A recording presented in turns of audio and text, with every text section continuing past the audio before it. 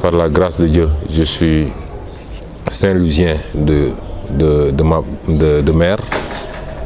Ma maman étant de Gandiol, particulièrement du village de Guingalach, et petite fille de Aladji Rawane Ngom, de la famille Ngomène. Donc il y avait cette dimension familiale, puisque j'ai pas tellement eu la chance, vu la trajectoire qui a été la mienne et qui m'a amené à passer beaucoup plus de temps dans le sud du pays, de bien connaître cette famille-là. Et depuis quelques années, les liens sont noués, et à chaque fois que je viens, c'est l'occasion de rendre visite à tous ces parents-là, de mieux faire connaissance avec eux. Depuis le début de cette affaire, il y a plus de 350 ou 400 pêcheurs qui ont perdu la vie, sans compter les emplois qui ont été perdus, et une dimension environnementale extrêmement importante, en ce que c'est le territoire national aujourd'hui qui est impacté.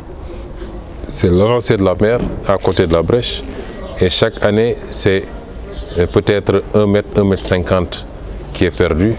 Et dans certaines zones, ça va beaucoup plus rapidement, et c'est des maisons qui sont emportées. Mais c'est le territoire national qui est déjà très restreint. 196 000 km², c'est pas grand-chose comparé aux 2 400 000 km² de l'Algérie ou les 1 300 000 du Mali, etc. Nous sommes un tout petit bout de terre. Si le désert prend quelque chose dans le nord, la mer prend quelque chose à l'ouest, les remontées salines récupèrent les terres qui étaient arables pour nos paysans. À terme, je crois qu'on risque d'avoir beaucoup de problèmes, et tous les Sénégalais vont se concentrer au centre du pays. Et c'est pourquoi ça, c'était des priorités sur lesquelles un gouvernement responsable aurait dû orienter des efforts substantiels, ce qui n'est pas le cas. Donc, sentiment de tristesse, de désolation, et nous ne pouvons que manifester notre solidarité